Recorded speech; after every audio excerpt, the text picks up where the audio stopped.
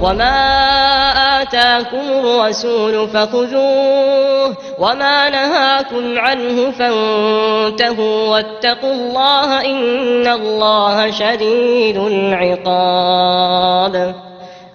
اور جو چیز تم کو پیغمبر صلی اللہ علیہ وآلہ وسلم دیں وہ لے لو، اور جس سے منع کریں اس سے باز رہو، اور اللہ سے ڈرتے رہو، بے شک اللہ سخت عذاب دینے والا ہے۔ اللہ کے نزدیک سب سے بڑے گناہ۔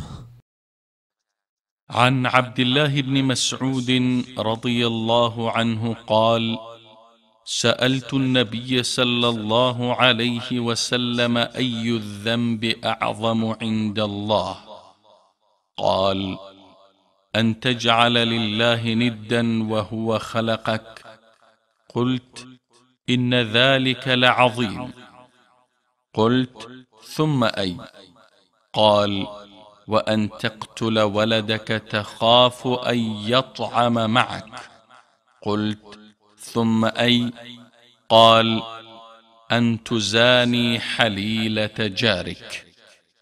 صحیح بخاری حدیث نمبر 4477، صحیح مسلم حدیث نمبر 141۔ حضرت عبداللہ بن مسعود رضی اللہ تعالی عنہ نے بیان کیا کہ میں نے نبی کریم صلی اللہ علیہ وسلم سے پوچھا، اللہ کے نزدیک کون سا گناہ سب سے بڑا ہے؟ فرمایا، یہ کہ تم اللہ کے ساتھ کسی کو برابر ٹھہراؤ حالانکہ اللہ ہی نے تم کو پیدا کیا ہے۔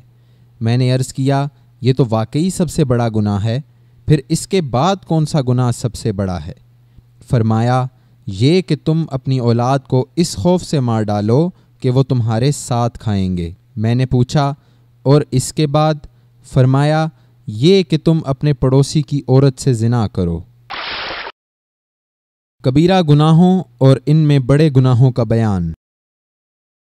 عن ابی بکرۃ رضی اللہ عنہ قال: قال النبی صلی اللہ علیہ وسلم: الا انبئکم باکبر الکبائر ثلاثا؟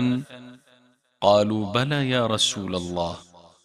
قال: الاشراک باللہ وعقوق الوالدین۔ وجلس وكان متكئا فقال: ألا وقول الزور؟ قال: لما زال يكررها حتى قلنا ليته سكت۔ صحیح بخاری حدیث نمبر 2654، صحیح مسلم حدیث نمبر 143۔ حضرت ابو بکرہ رضی اللہ تعالی عنہ نے بیان کیا کہ رسول اللہ صلی اللہ علیہ وسلم نے فرمایا، کیا میں تم لوگوں کو سب سے بڑے گناہ نہ بتاؤں؟ 3 بار آپ صلی اللہ علیہ وسلم نے اسی طرح فرمایا۔ صحابہ نے عرض کیا، ہاں یا رسول اللہ۔ آپ نے فرمایا، اللہ کا کسی کو شریک ٹھہرانا، ماں باپ کی نافرمانی کرنا۔ آپ اس وقت تک ٹیک لگائے ہوئے تھے، لیکن اب آپ سیدھے بیٹھ گئے، اور فرمایا، ہاں، اور جھوٹی گواہی بھی۔ حضرت ابو بکرہ کہتے ہیں کہ حضرت صلی اللہ علیہ وسلم نے اس جملے کو اتنی مرتبہ دہرایا کہ ہم کہنے لگے، کاش آپ خاموش ہو جاتے۔